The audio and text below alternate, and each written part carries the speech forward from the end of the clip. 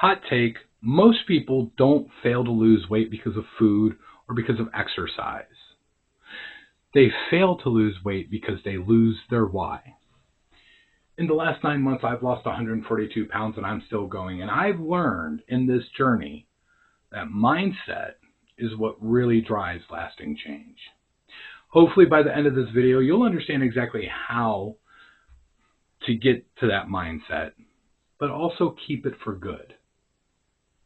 The real problem here is motivation isn't what you think. It's temporary. It's fleeting. It's a 9 out of 10 times it's emotional based. And think about it.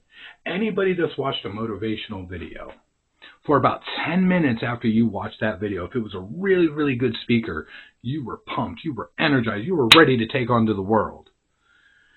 And then the next video came on and all of that went away. And that's the truth about motivation. It's just temporary. It's an emotion. It's a feeling. Think about New Year's resolutions.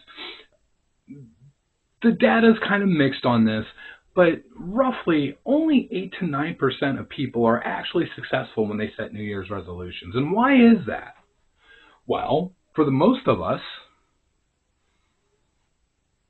those resolutions are based on emotion. We want to have a better year than we did last year. We want to be in a different place. We want a new car. We want to have a better career. We want to be making more money. We want to lose weight. But it's all based on emotion. It goes away. In fact, some of those same studies show that the vast majority of people, and I'll put a graph up here, actually fail. Within 2 weeks, they give up. They're like, no, this isn't it. It's really easy to get motivated to start something. It's really difficult to have the discipline to continue it. I'll just share some personal sides here. A couple of times in this journey, I felt like I was failing. I felt like I was doing it wrong. And I wanted to go seek comfort in the nearest pint of Haagen-Dazs that I could. Insert ice cream of choice. But I didn't. And I didn't. Well, I didn't because my mindset that I developed wouldn't let me do that. Part of the reason why I do these videos is because maybe not just to help people, but also for myself. You know, when I get down to my goal weight, and I use that term loosely, whole big reason why, but when I get down there, I'm hoping that I've built sustainable lifestyle and sustainable habits so that I can keep the weight off, so that I don't put it back on within 5 years. And these videos are going to serve as kind of a reminder to that. I can go back and I can watch them and see if I'm still in the right mindset, to make sure that I'm still in the place that I need to be to do that. Identity and willpower. Here's something that you need, I feel, to completely rethink. A lot of people in my life, they're on the outside, they're looking in, they're seeing all these changes, and don't get me wrong, they're very positive, like, oh man, Josh, you're doing so great, you're looking really well, you're just phenomenal, you've lost a whole person. You must have great willpower. It isn't willpower. This has become my identity. And there's a huge difference in that, because willpower infers that you are fighting something and you have the strength to overcome those cravings, those desires, the ability, the want to, crush a bag of, peanut M&Ms. But that's not what's happening here. I've developed an identity. I've changed my identity around being healthier, making better, healthier food decisions, exercise decisions, deciding that I just need to get moving. I don't want to sit still. Basically, what's happening is my mindset has become, I'm the kind of person who ... So let me give you an example. I don't say I want to lose weight. I don't. I mean, that's a quick, easy way to say it, but that's not who I am anymore. Now I am somebody who wants to take care of my body. That's part of my identity. If you think it is about willpower, all you're going to lead to is constant struggle. Do I have the willpower to say no to that great smelling restaurant down the street that I'm walking towards? Do I have the willpower to say no to that piece of cake? It's completely the wrong way to look at things. To me, the way I view it, it's not willpower, it's part of my identity. I don't want that cake, not because I don't like cake, but because I know it's just not the best choice for me food wise and health wise. Sure, every once in a while, but if it's not on a day that I'm more open to having food like that, I'm not even going to think about it. The next thing that you need to do is you need to build a feedback loop of progress. Now, feedback loops, those are a catch-22. It's a double-edged sword because it's very, very easy to get yourself in a feedback loop of negativity, right? So, as an example, let's just say it's Monday. Hypothetically, it's Monday. I step on the scale, gives me a number.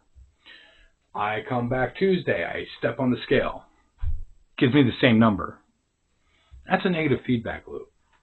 The reason is because that's going to get to you, right? You're going to start thinking about that. Man, that number didn't go down, or even worse, it went up a couple of ounces. That's horrible. And it's not that the number on the scale. It's what happens is that becomes a feedback loop, a negative feedback loop. What I build is positive feedback loops. It's not fake positivity, anything like that. There are things that I look for beyond just the scale. Like, for example, my neck is starting to get defined. I don't know how well it's coming off across camera, but it's starting to be defined again. I can see my collarbones. I mean, I haven't seen these things in years. I didn't even know I still had them, right? So things like that. Things like taking measurements of my gut. It's getting smaller week by week, little by little, but week by week, it's getting smaller. It's moving in the right direction. Maybe not as fast as I had hoped, but hey, you know what? Victory is a victory, and I'll take what I can get. These little things that I look for to build small victories, small wins, it's feeding back, it's creating that loop that says I'm doing the right thing, I'm making the right decisions, right? I just need to keep going. I can do it. I got this. Everything's going well. The other thing is, and this can be a double-edged sword too, surrounding yourself with reinforcement. Now, real quick, I don't have a script. I take notes, or I have like bullet points to try to keep me on track. This one here, when I wrote this can go off on a wild tangent really quickly, so I'm going to try to keep it all very tight and narrow for everybody.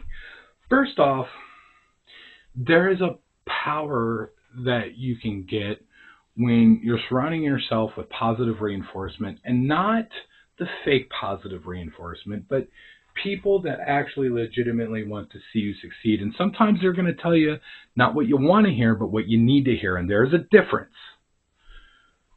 They're not being negative, but they're telling you what you need to hear. That's important. Another thing that's important is you got to replace triggers.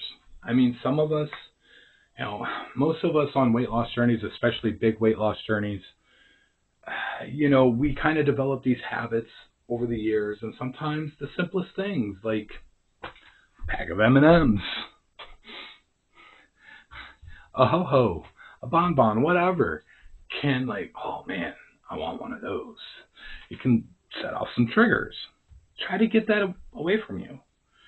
Surround yourself with supportive people.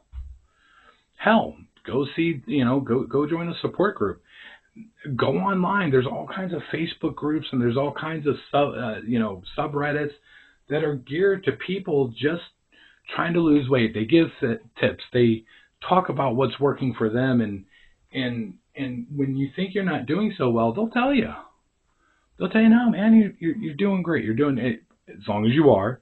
If you go in there and you say, hey, ate a half a gallon of ice cream, but wondering why I'm not losing weight, yeah, you're probably going to get not ridiculed, but you're going to get some tough love in there. So this, again, it's all about creating mindset. And all of these things, this feedback loop, connecting with your why, your identity, surrounding yourself with positive reinforcement, or positivity, I should say. All of these things are going to feed into your mindset. No pun intended there. All of these things can help you look at things through a different lens, better. And again, it goes back to I'm not trying to lose weight. It's I'm trying to live a healthier lifestyle. So anyway, motivation isn't about hype. Hype is emotional, and it's short. It's about habits and purpose. Mindset develops habits. Purpose feeds mindset. It's that simple. My mindset has become I want to build healthier lifestyle. I want to build better habits. And the purpose that's driving that is because I want to be with my family longer. I want to see my kids. I want to see my kids have families of their own. So anyway, I also want to remind you, you don't need to feel motivated every day. And I hate that word motivated, but you don't need to feel motivated every day. You just need to remember you're building a mindset, you're building a lifestyle, and you need to remember who you're trying to become. So anyway, if you're on this journey too, please, I would appreciate it. Hit subscribe. We're doing this together. At that, I want to thank everybody, and we'll hopefully see you in the next one.